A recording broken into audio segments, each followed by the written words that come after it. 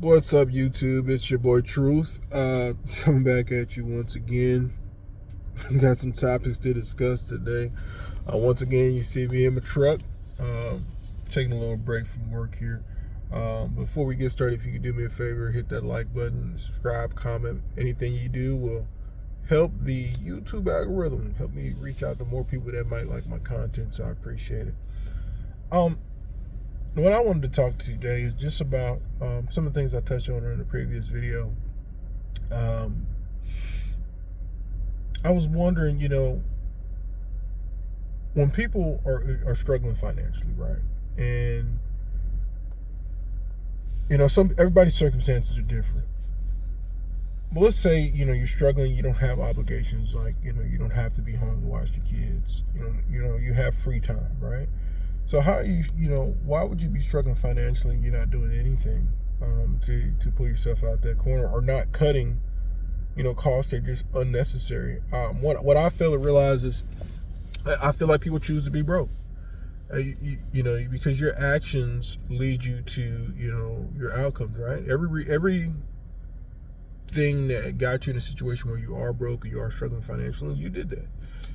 For the most part. I mean, there are some circumstances where they're outside of your control, but I'm sure if you narrow it down, majority of things that led you to, a poor financial position is decisions that you could have made differently, and you can start making those decisions differently right away, right? I mean, number one, if you have time available, you're working 40 hours a week, and you're not doing anything other than that, then you should probably find a way to make more money, right? Sometimes we're like, well, working another job might be boring, and it may be. I'm not going to knock that. This might not be in it for everybody. To work more than 40 hours, especially if you work a grueling 40 hours, right? But there's always time to do something to improve your situation, whether that be investing in yourself and getting more of an education. Let's say you work in a grueling 40 hours, and so you don't want to get off and go to someone else's job. You could possibly pursue some education, or gain a skill that could take you away from the grueling 40 hours. That would allow you to have an easier 40 hours. And with that easier 40 hours, you may be able to now you have the time to go work at someone else's job, or that may solve your financial pitfall, because now that grueling 40 hours turned into an easy 40 hours, and you make more money, right? It's all about what kind of value do you provide to the world and to the environment and ecosystem that you're in, that would help you earn more money, right? There's always where there's a will, there's a way, right? I think all too often we find ourselves, saying we don't have the time, but we waste time, right? Whether you're scrolling on social media for hours at a time, or just watching your favorite show over and over again. I mean, you could take an hour or two out every day and learn a new skill, right? And that new skill, once you learn that new skill, you possibly making more money, and now you can use that additional time that you were wasting as earning extra money, put yourself in a better financial position, and now you have less stress. Also, there's not really a need to get in as much debt as I feel like people do, because certain things you just don't need. I heard a phrase, I'm not sure who the phrase actually comes from, where it first was attributed to, but a lot of times we spend a lot of money for buying things to impress people we don't know, right? Buying a car that you can't afford to impress people that you don't know is wildly insane, because at the end of the day, you're driving that car around, nobody else is helping you make that payment, right? So people that might be impressed by it, they're not helping you make the payment, or they may not still like you. That particular car that you bought to impress people may actually cause you to get in more in harm's way than you would have been, right? Because it might breed jealousy. I would say, the key to growing is living below your means. And there's several ways to do that, right? So living below your means, you don't have to spend every dollar you get in your paycheck, right? Some people say, well, I'm not able to save enough. But you could find things that you can cut out of your budget to start saving. And the most important thing about saving is, consistency. Whether that be $10, $20, whatever you can save, and you build up that habit and consistency. When you do need the money, at least you have something, right? When an emergency comes up, you at least have something. I mean, because think about it like this, if you were saving $20, out of every paycheck, so let's say you get paid, 20, what is that? 26 times a year, then that's what is that? Almost over $500, right? So over that $500 is what I think it's like $520, give or take. Don't check my math.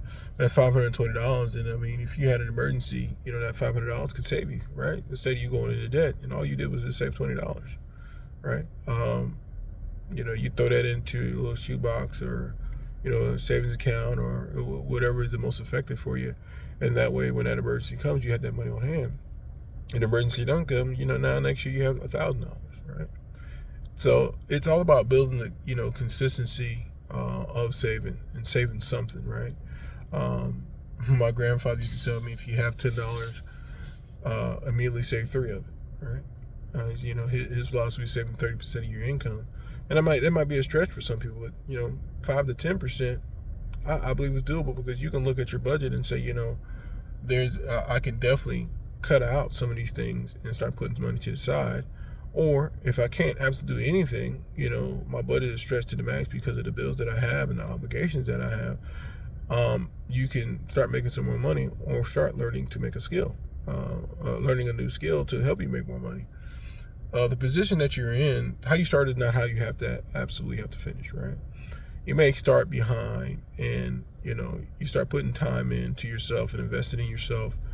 You can grow yourself. Because I personally don't believe it. I don't want to hear anything about anybody being broken. You're only working 40 hours a week and you don't have any other obligations. And I think a lot of guys, like I said, this channel is, mostly speaking to younger men. A lot of guys just want to come home and play a video game because they feel like they deserve time to say, oh, I worked all day, I want to come home and play a video game. Oh, I worked all week, I'm going to treat myself this weekend. And I believe that, treating yourself is a reward for additional hard work that separates you from the masses. Everybody works 40 hours, everybody lives paycheck to paycheck. What are you rewarding yourself for, right? For being an adult. Let's be honest. Are you just rewarding yourself for being an adult? You're rewarding yourself for paying bills. Everybody has to pay bills, right? What are you doing differently than everyone else that deserves a reward? Nothing. If you're not doing nothing, then you don't deserve a reward. So let's do this. Let's start looking at other ways to earn extra income. And for starters, I would look into things that you like doing. Like if you are a gamer, or you are you're into certain hobbies, try to find a part-time job within that hobby, right? For me, I like to dress well, and I was into polo, so I got a job at the polo store, right? That way I got a discount and I got extra money to spend money on those clothes, right? So that addition to my wardrobe, that intake of clothes into my wardrobe helped me be a little bit more confident when it came to approaching women, because I thought I looked great, I felt great, so I didn't have a problem talking to different women. Also, I also shop for discounts, right?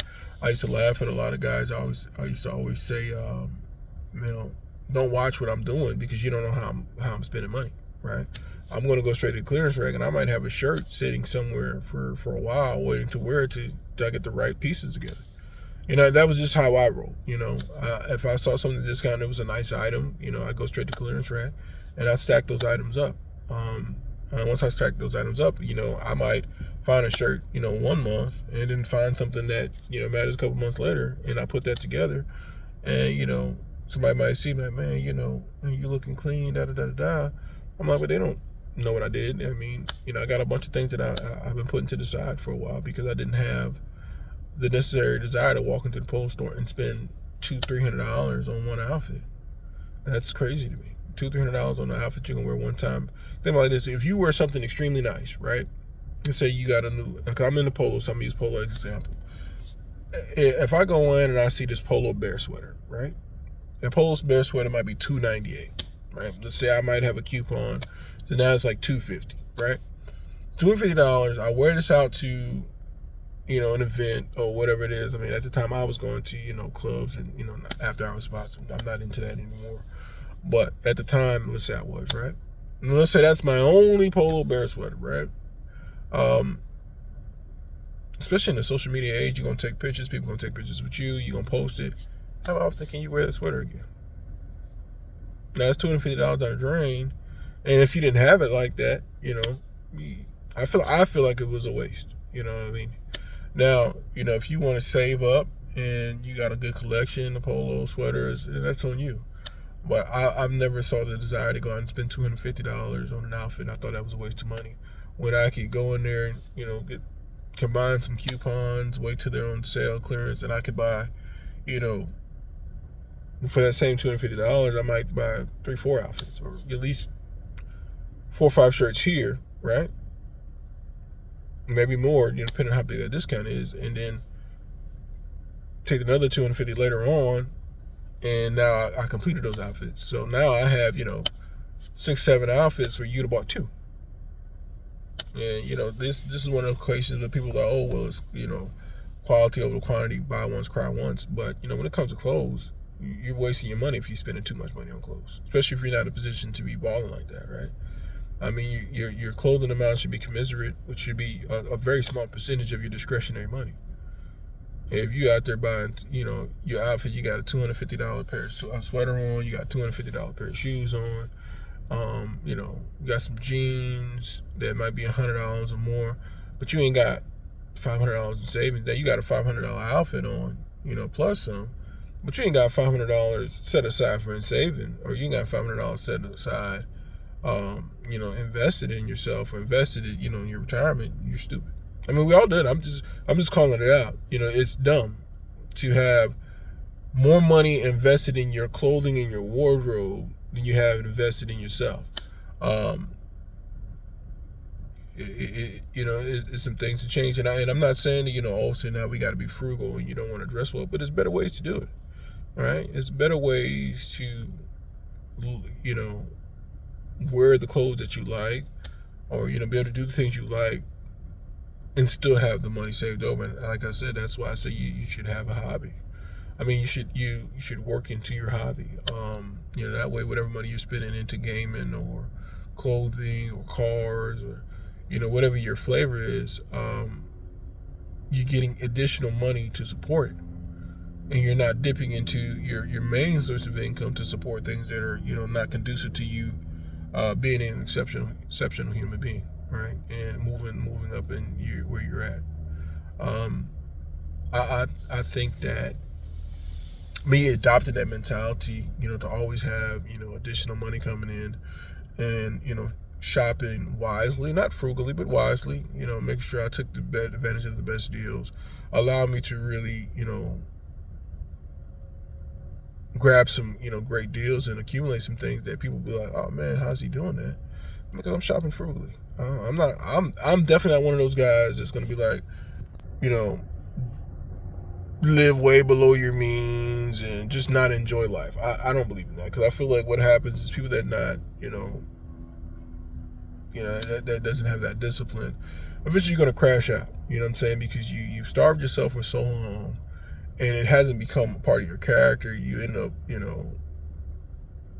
blowing all the improvements that you did. It's like if somebody is on a diet, right? And there's dieting for a special event. The event happens, and then they just crash out as soon as the event's over with. So not only did they, gain all the weight that they lost, they probably gained more, because the environment. I mean, not the environment, but the actions and exercises they were using to reach that goal were not